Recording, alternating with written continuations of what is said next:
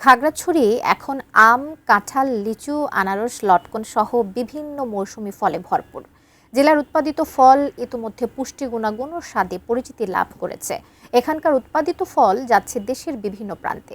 এই বিষয়ে খাগড়াছড়ি সদরের ভুয়াছড়ি আম বাগান থেকে বিস্তারিত জানিয়েছেন ছোটন বিশ্বাস।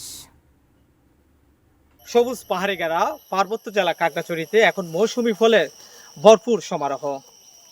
জেলার পাহাড়ি বাগান এবং বসতভিটার আঙিনায় আম, জাম, কাঁঠাল, লিচু সহ নানা যে মৌসুমী ফলের ব্যাপক চাষ হয়েছে এবার এই জেলায়। আমি এই মুহূর্তে আছি খাগড়াছড়ির ভুয়াছড়ি এলাকার মংসিতুর বাগানে।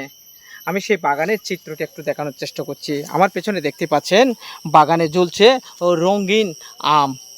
এই বাগানে মংসিতু প্রায় ৩০ একর জায়গা জুড়ে তিনি আম বাগান করেছেন এবং এই আম বাগানের যে সাথী ফসল হিসেবে তিনি কাঁঠাল, জাম এবং আনারস, লটকন সহ বিভিন্ন ফলের তিনি আবাদ করেছেন। তিনি আমাকে এটিও জানিয়েছেন এই বছরে তিনি এই অন্যান্য বছরের চেয়ে তার বাগানে ভালো ফলন হয়েছে। আপনারা দেখতে পাচ্ছেন বাগানের নিজে সে তার আম বাগানে সে পরিচর্যা করছেন এবং ব্যাগিং সিস্টেম তিনি অবলম্বন করছেন যাতে নিরাপদ আম তিনি দেশের যে বিভিন্ন প্রান্তে তিনি সরবরাহ করতে পারেন।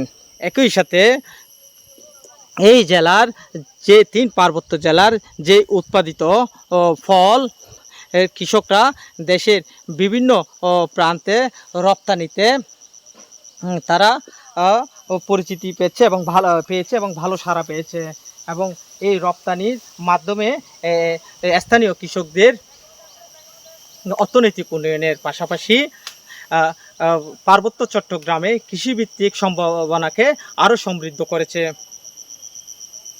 খাগড়াছড়ির ভুয়াছড়ি এলাকা থেকে মংসিতুর বাগান থেকে ছোটন বিশ্বাস, এটিএন নিউজ, খাগড়াছড়ি।